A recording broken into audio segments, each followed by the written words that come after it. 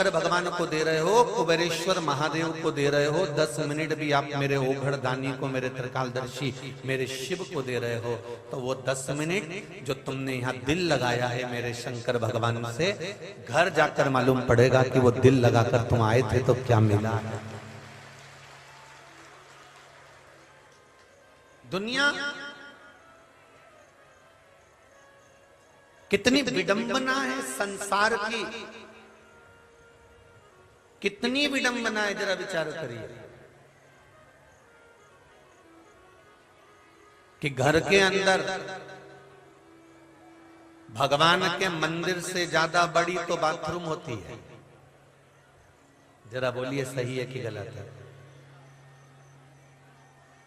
जितने बड़ी बड़ी सिटियों में चले जाओ, बड़े बड़े शहरों में चले जाओ, और शहर में भी जाने को तो जाने दो, तुम अपने अपने नगर गांव में, कॉलोनी में, फ्लैटों में भी देख लेना, भगवान का जो मंदिर होता है वो छोटा होता है और बाथरूम बड़ी सारी होती है।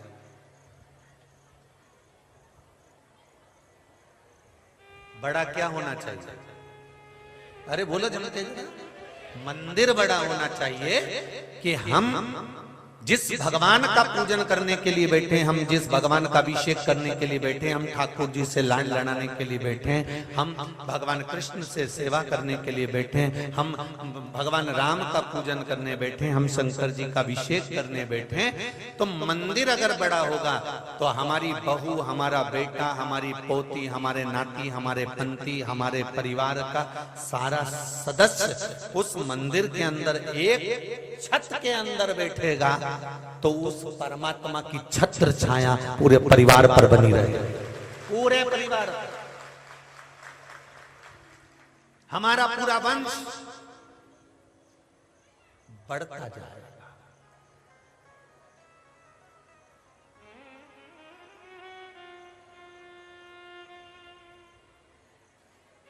वंश जो शब्द है, मेरी बहुएं, जितनी भी बेटियां बैठी हैं, जितनी भी बहुएं बैठी हैं, और जितने भी नवयुवक बेटा बैठे हैं, भाई बैठे हैं, वो हृदय से सुनना इस कथा को। वंश संबोधन कहां से निकला है? हम कहते हैं ना ये हमारा वंश है, हम इस वंश के हैं, ये वंश हमारा इतना बड़ा है, भगवान कृपा करना हमारा वंश और बढ़े। ये वंश संबोधन कहां से निकला? ये वंश संबोधन कहां से प्राप्त हुआ? ये वंश संबोधन कहीं दूसरी जगह से नहीं निकला। हमारे यहाँ जो बांस का पेड़ होता है ना, हमारे यहाँ जो बाम्बू का पेड़ होता है, बांस का जो पौधा होता है, उसको कहते वंश। इसलिए हमारे यहाँ जो बांस का काम करते हैं ना, उनको कहते वंशकार। बोलो, बोलते कि नहीं बोलते? उनको कहते वंशकार। जो बांस की डलिया बनाते हैं, बांस का सुपड़ा बनाते हैं, बांस की डलिया सुपड़ा, उसके लिए खूब सुंदर मंडप सिद्ध करते हैं, खूब सुंदर उसकी नक्काशी करते हैं, उस पे कलर करते हैं। जो बांस का कार्य करते हैं उनको वंशकार कहते हैं।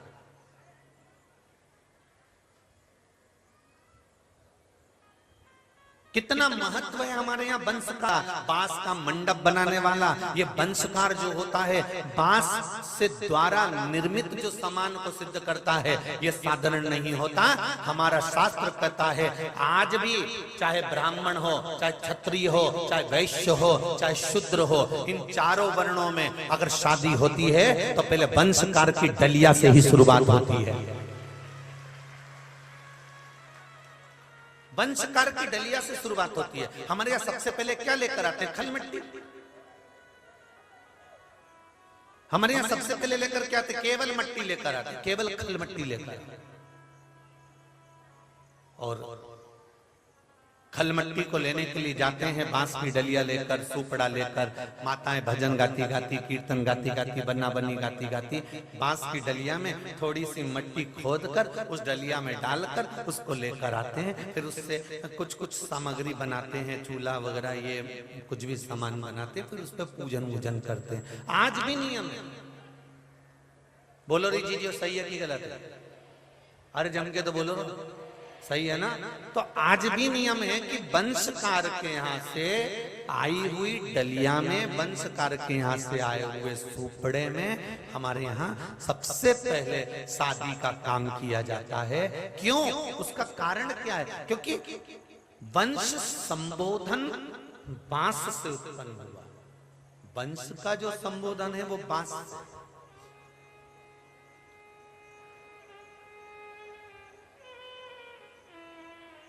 और वंश का संबोधन जब बांस से है तो हम कहते हैं परमात्मा से महाराज जी कि हमारा वंश बढ़े। तो आप विचार करिएगा कि ये बांस से वंश का संबोधन कैसे जुड़ गया? सारे वृक्षों में केवल एक वृक्ष बांस का होता है। बांस का जो पौधा होता है, बांस का जो वृक्ष होता है, बांस का जो पेड़ तैयार होता है, वो वृक्ष बांस जहां लगता है वहां बहुत सारे बांस एक साथ लगते हैं। देखें आप लोगों ने, बहुत सारे बांस एक साथ लग गए। वंश संबोधन कैसे निकला उसका ध्यान करना। कोई आपसे पूछ लेगा, कभी भी कोई प्रश्न कर सकता है, कोई पूछ सकता है आपसे कभी भी किसी भी समय पर कि वंश संबोधन कैसे प्राप्त हुआ, कैसे मिला।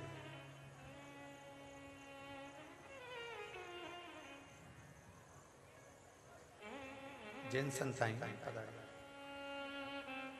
हमारे बीच में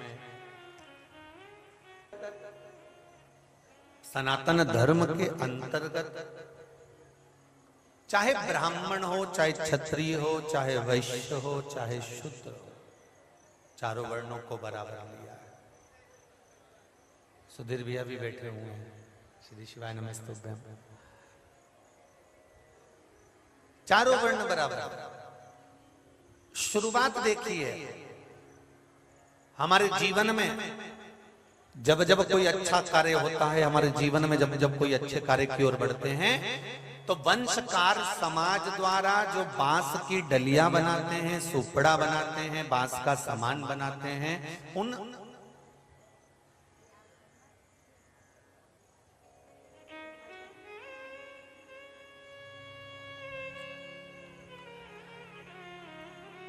तो जब जब अग्रणता होती है, तब जब वंशकार के द्वारा निर्मित वो डलिया, निर्मित वो सुपड़ा, निर्मित वो सामग्री प्रयोग में होती। कोई आपसे पूछे कि वंश कहाँ से उत्पन्न होता है, तो वंश शब्द कहाँ से लिया गया, तो बांस से लिया गया। बांस जहां लगाया जाता है वहां बहुत सारे बांस का झुंड उत्पन्न होता है, झुंड उत्पन्न होता है। वो बांस बढ़ते चले जाता है, बढ़ते चले जाता है। उस बांस में तुम पानी दो मत दो, उस बांस में तुम खाद डालो मत डालो, वो बांस बढ़ रहा है। साथ में ये वंश शब्द कैसे निकला, अब समझना उसको कि बांस जब बढ़ता है उसमें कोई बांस में कीड़े लग जाते हैं। कीड़े लग जाते हैं, बांस अंदर से सुलने लगता है, सुलने लगता है, वो खोखला हो जाता है। खोखला हो गया, वो गिरने वाला होता है। जैसे ही गिरने वाला होता है, उसके पास में जितने बांस लगे रहते हैं वो उस बांस को गिरने नहीं देते। इसको वंश कहते हैं। इसी को वंश कहा गया। हम जिस परिवार में रह रहे हैं, 4 भाई हैं, 5 भाई हैं, 6 भाई हैं, 7 भाई हैं, हम जिस परिवार में रह रहे हैं, हम जिस कुटुंब में रह रहे हैं, हम जिस वंश के हैं, आवाज डाउन हो रही है, हम जिस वंश के हैं, हम जिस परिवार में, कुटुंब में, कबीले में रह रहे हैं, उस परिवार में रहने वाला व्यक्ति एक बात ध्यान लगाकर सुन ले कि अगर कोई एक भाई, कोई एक परिवार का व्यक्ति, कोई एक पुत्र अगर गलत संगत में पड़ गया है, गलत मार्ग पर चले गया है, कोई गिर रहा है, कोई गिरने वाला है, बहुत ज्यादा इसको तकलीफ आ गई है, तो बाकी के वंश वालों को, परिवार वालों को चाहिए कि हमें उसको संभालना है, गिरने नहीं देना है। तब समझो कि हमारा वंश श्रेष्ठ है।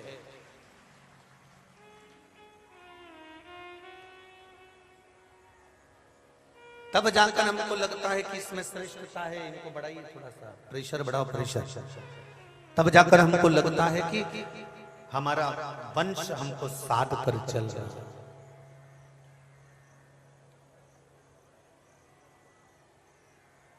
महाराज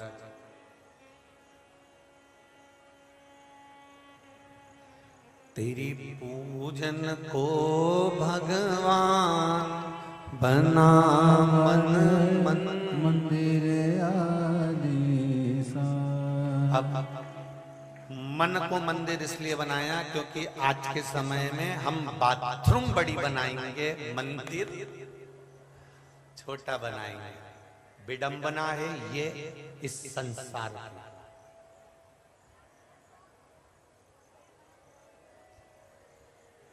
विडंबना,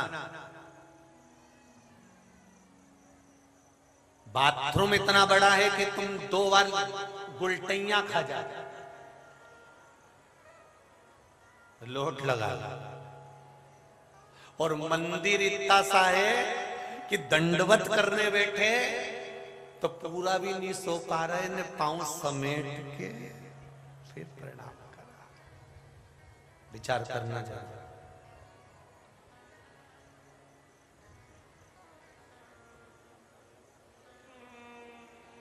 ये पश्चिम की जो हवा होती है ना, पश्चिम की हवा जब जब चलती है, खूब बादल भी हो जाए तो भी पानी नहीं बरसता। और जो पश्चिम सभ्यता में पढ़कर तुम मंदिर छोटा कर कर बाथरूम बड़ी कर रहे हो ना, इससे तुम्हारा भला नहीं होने वाला, एक ना एक दिन तुम्हारी बर्बादी ही होने वाली। पश्चिम से चली हुई हवा, पश्चिम सभ्यता ये हमको आ रही है, उससे हमारे को सुख का अनुभव नहीं हो सकता, हमारे जीवन में आनंद का अनुभव नहीं हो सकता, हमारे जीवन में खुशियां नहीं आ सकती, हमारे जीवन में हम उन आनंद को प्राप्त नहीं कर सकते। जितने बैठे हो ना यहाँ पर, और जितने भी लोग आस्था चैनल पर कथा सुन रहे हैं, फेसबुक यूट्यूब पर कथा सुन रहे हैं, थोड़ी सीओर वाले महाराज की बात बुरी जरूर लगेगी, पर अपने अपने घर में भी देख लेना। मंदिर इतना सा, मंदिर को रखने के लिए, भगवान को रखने के लिए नए मकान में, पुराने मकान में भगवान को रखने के लिए कोना ढूंढा जाता है, और मेहमान को रखने के लिए सोफा सेट ढूंढा जाता है। देखिए,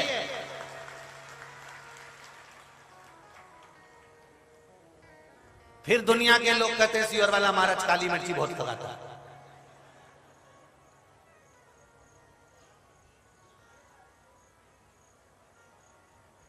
गलत हो तो बता देना हो, अगर कहीं तुम्हें ऐसा लगे कि महाराज जी गलत, भगवान को बिठाने के लिए कोना ढूंढा जाता है। कौन से कोने में रखूं, कौन सी जगह पे रखूं, इतना छोटा सा मंदिर लेके आई, इतना छोटा सा, क्योंकि घर में जगह नहीं, हमारे यहाँ जगह नहीं, तो तुम भी तो सोते होगे, तुम भी तो रहते होगे।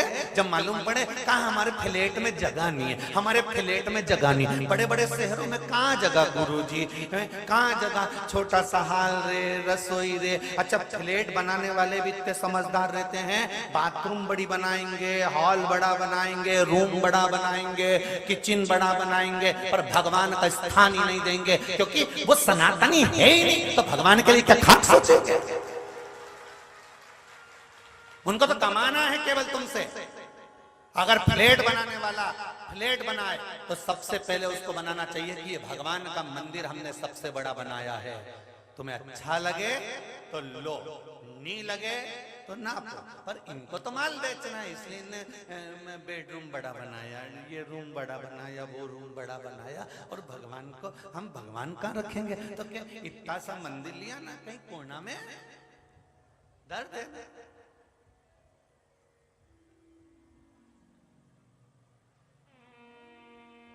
शिव महापुराण की कथा इतने सालों से आप सुन रहे हो, कभी व्यासपीठ से बैठकर ये बोला कि भगवान को 56 भोग लगाना, बोलो जम के। कभी इस व्यासपीठ से बैठकर बोला कि 1 किलो मिठाई लेके मंदिर में जाना, बोला।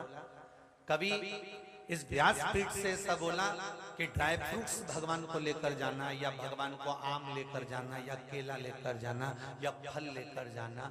नहीं, मेरे शंकर भगवान को तुमसे कुछ नहीं चाहिए। शंकर भगवान कहते हैं तू मुझे कोने में भी रख ले, चल जाएगा, पर केवल मकान के कोने में मत रखना, अपने दिल के कोने में भी रखना, तब चलेगा। अगर तू मुझे घर के कोने में रख रहा है तो मैं चलने को तैयार हूं। तो मुझे घर के कोने में रखेगा, मैं मानता हूं कि मैं कोने में रह जाऊंगा, पर उस कोने में रखने से पहले मुझे अपने दिल में रखना पड़ेगा। उस कोने में रखने से पहले अपने मन में मुझे रखना पड़ेगा।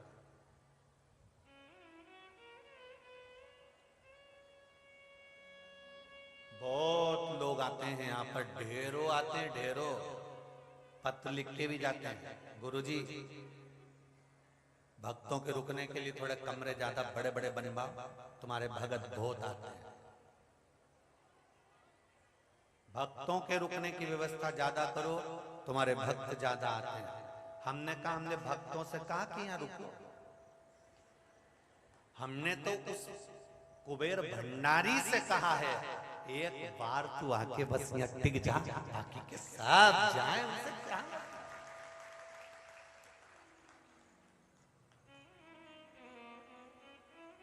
करना,